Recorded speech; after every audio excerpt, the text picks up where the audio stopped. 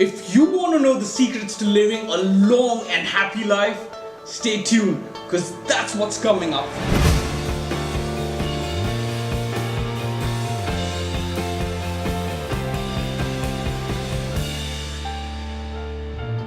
Hey everyone, I'm Zac Dsouza and today I'd like to talk to you about some research-based facts on living a long and happy life. Based on statistics by the WHO, that's the World Health Organization, nearly 800,000 people commit suicide every year, which is one person every 40 seconds. It's also predicted that by 2020, the rate of deaths would increase to one person every 20 seconds. Now, primarily depression and substance abuse are associated with more than 90% of these suicide cases. In the past 3 years, nearly 26,000 students have committed suicide across India, and a majority of these deaths are caused by stress, depression, and anxiety. So, what is the secret and how do I live a long and happy life? Well, Robert Waldinger, who's an American psychiatrist and professor at the Harvard Medical School, was part of a research and a 75-year-long Harvard study on adult happiness. He stated that based on a survey, millennials were asked what their most important life goals were.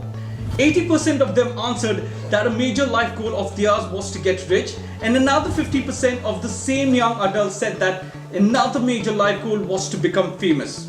Robert Waldinger stated that for 75 years, they tracked the lives of 724 men, following up year after year about their work, their personal lives, as well as their health. He also stated that as the years went by, nearly 62% of the men from the original study were still alive and most of them were in their 90s. Now, to get a clear understanding of the lives of these men, they were asked to fill up questionnaires, they were interviewed, medical records were also maintained through their blood tests, brain scans, along with video footage of them talking to their wives about their deepest concerns. Finally, information about their lives was also gathered from their wives and children. So, what did these experts learn about happiness, and what were the lessons that were understood that came out from the tens and thousands of pages of information that they generated on these lives? Well, the lessons weren't about wealth or fame or about working harder and harder. The clearest message that they got from the 75-year-old study was that good relationships keep us happier and healthier, period.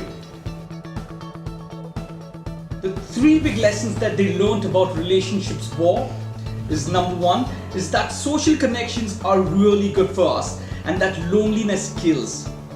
People who are more socially connected to family, friends and community are more happier as well as physically healthier and live longer than people who are less connected. On the other hand, people who were less connected and isolated struggled with loneliness. They were less happy, they had health issues during midlife as well as their brain functioning declined sooner. Ultimately, they lived shorter lives than people who were not lonely. The second big lesson that they learned was that it's just not about the number of friends you have, nor is it about whether you're in a committed relationship, but it's about the quality of the close relationships that matter.